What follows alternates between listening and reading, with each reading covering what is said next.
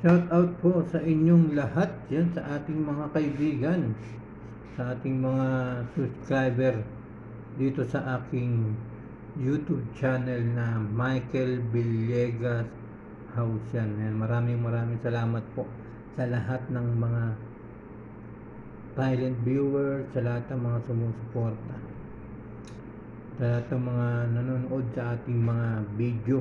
Yan, maraming salamat po sa inyong lahat. Alam nyo guys, ay uso ngayon yung mga uso ngayon yung mga na-hack na Facebook page. And kasi ngayon po sa ating mga Facebook at saka mga Facebook page ay maraming mga pumapasok na hindi naman natin kakilala, di ba? Hindi natin kakilala natin Pilipino sila, pero hindi sila yung legit na Pilipino, di ba? Sila yung pwedeng mag-hack sa'yo. Sila yung pwedeng manira ng inyong ng ating mga Facebook page. Kasi napanood ko nga yung kay Marlon Torres, talagang nangihinayang siya kasi 1.7 million yung kanyang followers, tapos bigla na lamang mawawala, di ba? Yung kanyang Facebook page ay Marlon Torres Vlogs, di ba? 1.7 million, pinaghirapan niya yun. Talagang doon daw siya kumukuha ng mga siyempre pang suporta sa kanyang pamilya, pang suporta sa kanyang sarili, yan, sa kanyang trabaho. Isa po si Marlon kasi ay isang Grab, isang nagmamaneho ng kotse. Yan. Yun nga, sa hindi magandang pangyayari, talagang yung kanyang Facebook page ay na-hack po siya. Diba? Paano nga ba natin maiiwasan yung mga ganyang, yung ma-hack ang ating mga FB, yung ma-hack yung ating mga Facebook? Paano natin maiiwasan yan? Pwede natin maiwasan yan kung yung ating mga email sa ating mga Facebook at yung ating mga number na nilalagay sa Facebook ay dapat po yan ang dalawa niya, yung dapat po nating iingatan, di ba? Kung pwede nga lang, huwag na rin po tayo maglagay ng email sa ating Facebook,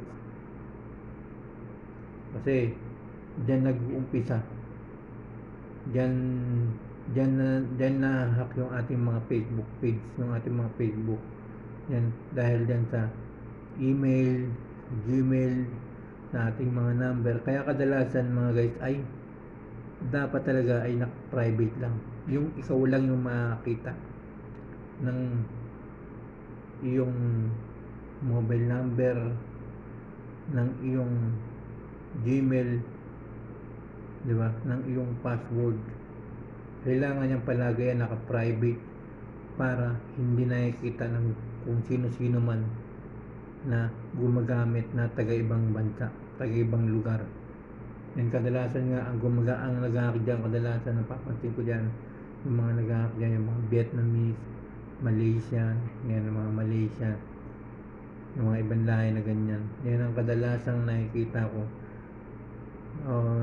Nakikita kong kasi mapapansin natin yung mga guys sa mga sulat, di ba, sa mga type nila. Yan ang kadalasan nag-hack sa atin. Yan ang aking mga naiisip lang. Kaya dapat mga guys ay palagi po nating dapat po natin chine-check yung ating password setting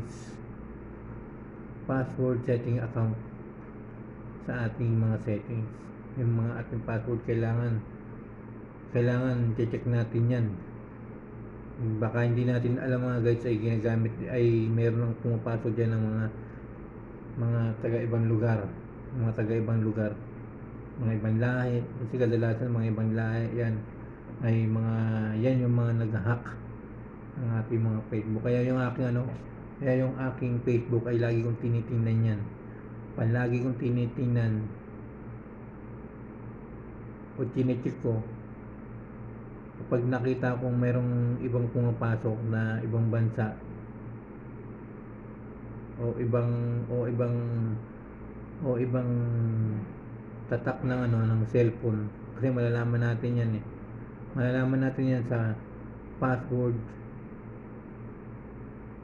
settings account natin. Malalaman natin yan doon kung sino-sino yung gumagamit kung saan mang bansa o anumang branch ng kanilang mobile number, yung kanilang kung ano yung pangalan ng kanilang cellphone, na makikita natin yan. Kaya dapat ay nilalagin po natin yan. Dapat po ay tinatanggal po natin yan agad para maging safe yung ating mga Facebook page. Kasi napakahirap mga guys. Napakahirap mawala ang iyong pinaghirapan. Lalo na kung yung followers mo ay umaabot na ng 1.7 million. Lagay natin na 12 million, 8 million, 1 million. Tapos masisira lang, tapos mawawala lang, tapos isa ka nang monetize na kumikita ka na. Kaya dapat palagi po tayong mag-iingat, kasi lalo na sa mga nagko-komento, pag nagko-komento tayo ay meron yan lumalabas ng meron yan na mga nagre-reply sa'yo sa komento na hindi mo naman kilala, tapos aalukin ka ng yun ang ating mga iingatan mga guys, yung mga ganung gawain ng mga walang magawa sa buhay, di ba? Yung talagang sisirain yung mga pangarap mo. Kaya mga guys, maraming salamat po sa inyo. Sana po ay meron po kayo natutunan sa aking sinabi. Yan, i-share niyo po ito sa inyong mga friend. Yan, kailangan iingatan po natin yung ating mga Facebook page, kasi napakahalaga niyan. Lalo na kung talagang pinaghirapan mo talaga, di ba? Talaga diyan ka lang talaga kumukuha ng panggastos, siyempre, di ba? Siyempre pag ginawa mo yan, di ba? Kailangan mahalin mo rin, di ba? Iingatan. Kaya itong mga sinasabi ko sa inyo mga guys, ay gawin niyo po ito, lalo na ang inyong mga password, ang inyong mga email, yung mga number, kailangan naka-private yan. I-private nyo lang palagi.